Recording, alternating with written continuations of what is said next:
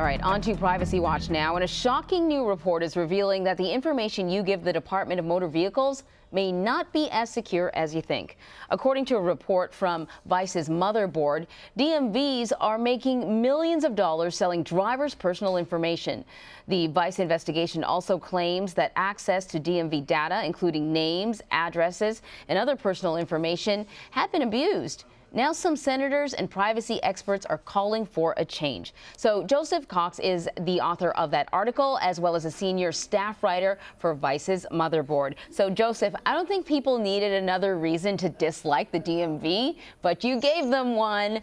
What is this data being used for, and how long has this been going on? So the data is names, addresses, and then potentially zip codes, email addresses, and phone numbers, sort of basic personal information. But the way it's being sold is to a wide array of industries. And we focus primarily on private investigators who use that information to maybe stalk someone to see if they're cheating on their husband or wife, something like that, which clearly is a space wide and ripe for abuse. Yeah, I would say, and the thing about it is, in Washington, there are lawmakers with sort of their hair on fire, outraged at the way Facebook is using data and the way Google is using data. But this is legal. Right, exactly. And to stress, this is a government department taking data that you legally have to provide when you get a driver's license, and then turning around and making a profit out of that. This is, in my opinion, in some ways worse even than Facebook or Google privacy violations. It's perfectly legal. It's done under the Privacy Protection Act, rather ironically, which was introduced in the 90s to sort of protect the sale of this data after an actress was stalked and killed after someone got their address from the DMV. It still allows the sale of this data to private investigators, though. And that's the main exemption that the critics and senators are calling for change on. So, and when I download an app, they always say you should sort of read the fine print, right? Because you don't know what you're giving permission to have the app take advantage of. What data that you're giving the permission to take. Am I in some way, when I got my driver's license or did anything with the DMV, did I give them permission to do this?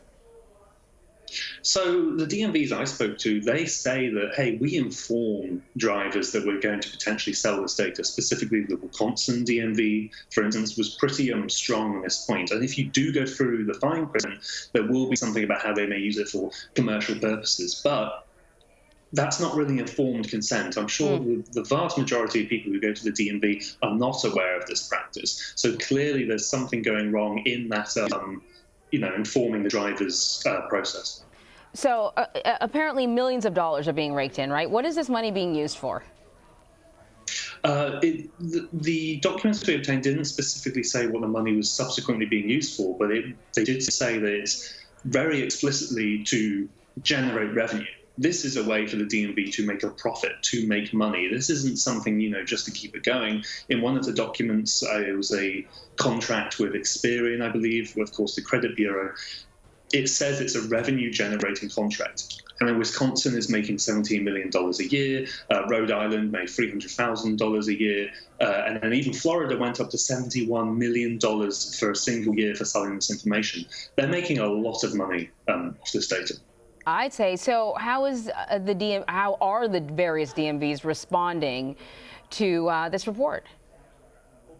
They're stressing that, look, we don't sell photographs or social security numbers, which are, to be fair, two very highly sensitive pieces of information. That seems to be true, at least in the documents we got. And again, we didn't get documents from every single state, so we only got it from maybe a few more.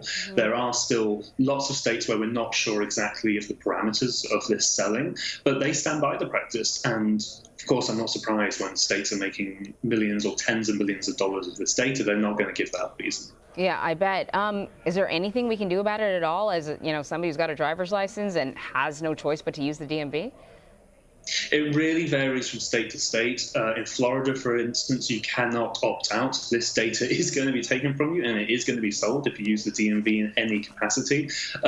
Drivers would have to check on their individual DMV websites or contact the DMV to say that as well. But if legislators push through with any sort of change, on this DPPA, the law that allows this, maybe that can impact some sort of change. All right, Joseph Cox, great article, great investigation. At this point, I almost sort of feel like throwing my hands up because I feel like every week we're having a conversation about another way in which my personal information is just sort of out there for the universe to be had, up for sale to the highest bidder. But thank you, I appreciate it. Thank you.